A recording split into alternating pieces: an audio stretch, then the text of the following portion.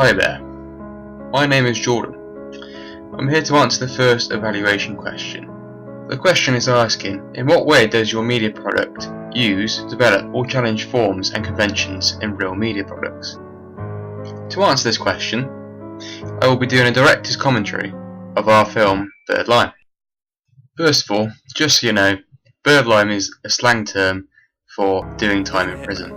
I guess the reasons for us picking this name is mainly because it tells something about the story, and slang is normally linked with criminal activity in Britain.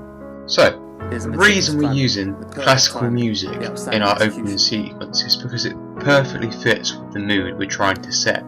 We're trying to set a suspenseful atmosphere, as classical music is normally linked with tense moments in films. This is probably because it contrasts a little bit, so it sort of gives a mixed feeling, making you feel a bit unnerved, which can create suspense. Originally, we were thinking of making the hitman have a more cheeky, smug personality. However, we didn't really see this fit in with the style of the film. In the voiceover, we just kept it a little bit more colder, a little bit more just plain, as this is what we expected, like realistic hitman to act like. We decided to do a plot twist in our opening sequence. This is because in most thrillers there is some kind of plot twist. The plot twist we decided to do was to make the audience think that the person they first see is the hitman. However, towards the end of the clip, the person they think is the hitman gets killed by the actual hitman.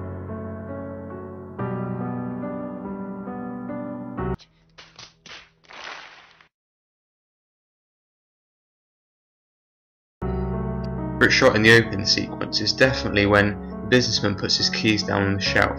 This is because it made it very immersive for the audience, as they could clearly see the actions that the businessman was doing with the keys.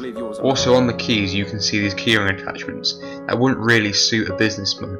This could relate to the person's character, as it shows he has more of an innocent side, which starts to confirm that he isn't actually the hitman. Subtle hints to a character's personality isn't a common convention in thrillers, so we thought we'd do this to make our opening sequence more unique. We thought it would be a good idea to have some elements of backstory put into the opening sequence to keep the audience intrigued. You can see this in the scene where the hitman is sat down on the computer. We put a document onto the actual screen which says inmates for transfer.